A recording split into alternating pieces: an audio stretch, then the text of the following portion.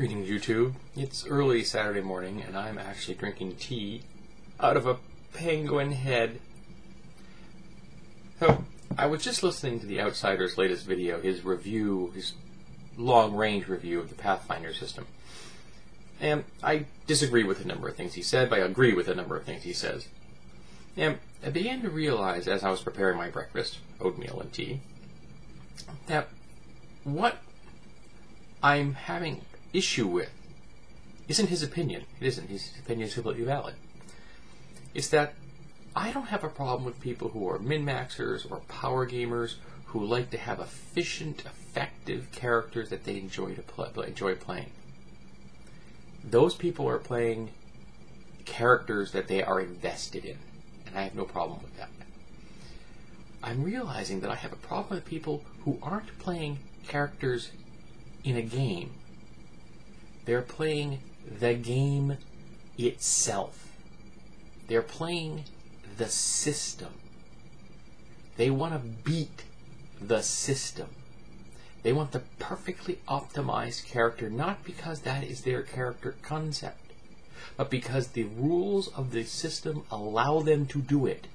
And they are going to push those rules as far as they can. From here to infinity. And that bothers me.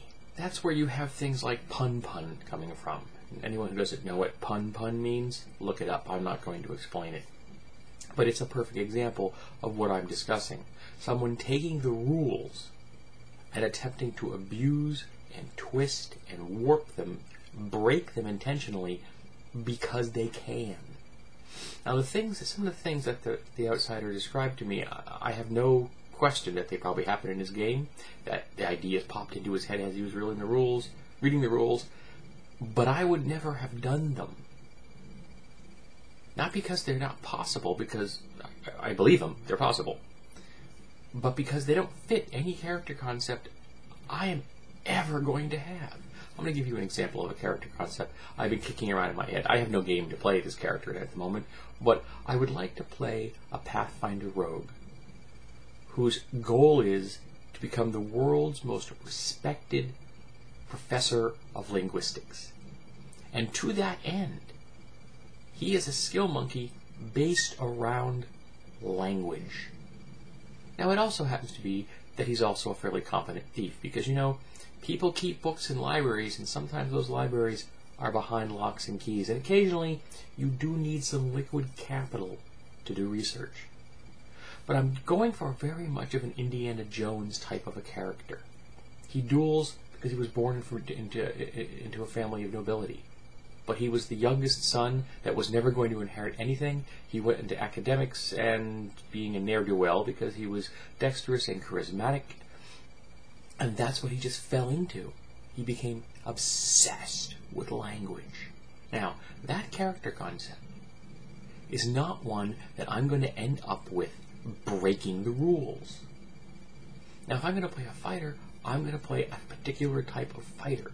The last type of fighter I played was a dwarven warrior.